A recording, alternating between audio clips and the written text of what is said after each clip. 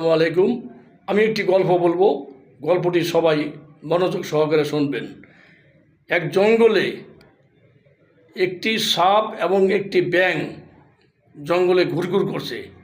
এমন অবস্থায় সাপের খুব ক্ষুধা পেয়েছে। সামনে দেখে একটি ব্যাঙ।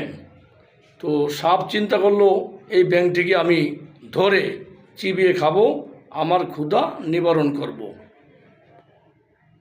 আর ব্যাঙ যখন দেখলো যে আমার সামনে সাপ, ব্যাঙ খুব টেনশনে পড়ে গেল যে এই সাপ তো আমাকে খেয়ে ফেলবে, আমি এখন কি করব।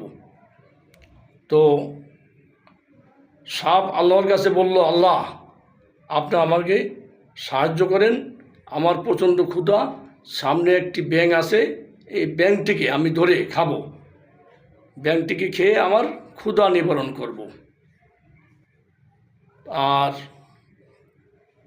ব্যাঙ আল্লাহর কাছে, আল্লাহর দরবারে ফরিয়াদ করলো, হে আল্লাহ, এই সাপ তো আমাকে খেয়ে ফেলবে, আমি এখন কিভাবে এই সাপের মুখ থেকে উদ্ধার পাবো বা কিভাবে আমি বাঁচব। আল্লাহ, আপনি আমাকে দয়া করুন, রহমত করুন, আমি যাতে এই সাপের সামনে থেকে আমি বাঁচতে পারি।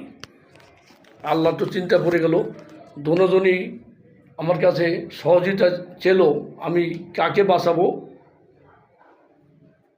আল্লাহ সাপকে ডেকে বলল, সাপ, তুমি ব্যাঙ যখন ধরবা, এমনভাবে ধরবা, ছাড়বা না, কিন্তু ছাড়লে তুমি মরছো। সাপ বলল, না, আমি ছাড়বো কেন, আমি তো ওকে খেয়ে আমার ক্ষুধা নিবারণ করব, খাওয়ার জন্যই ধরবো, ধরলে আর ছাড়বো না। আল্লাহ বলল, ঠিক আছে, ধরবা, কিন্তু ছাড়বা না।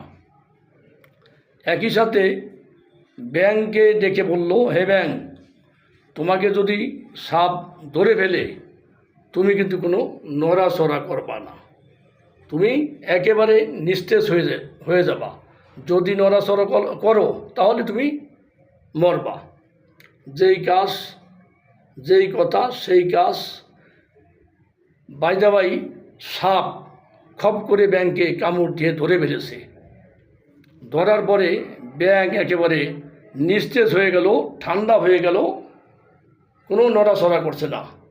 সাপ চিন্তা করলো, এত বছর ধরে আমি ব্যাঙ শিকার করে ব্যাঙ খেয়ে ফেলি, ব্যাঙ ধরার পরে অনেক লাফালাফি করে, মানে ছোটার জন্য অনেক চেষ্টা করে, এইটা আবার কেমন ব্যাঙ, ওটা ধরার পরে ও একেবারে নিস্তেজ হয়ে গেল, মনে হয় ধরার আগেই মারা গেছে।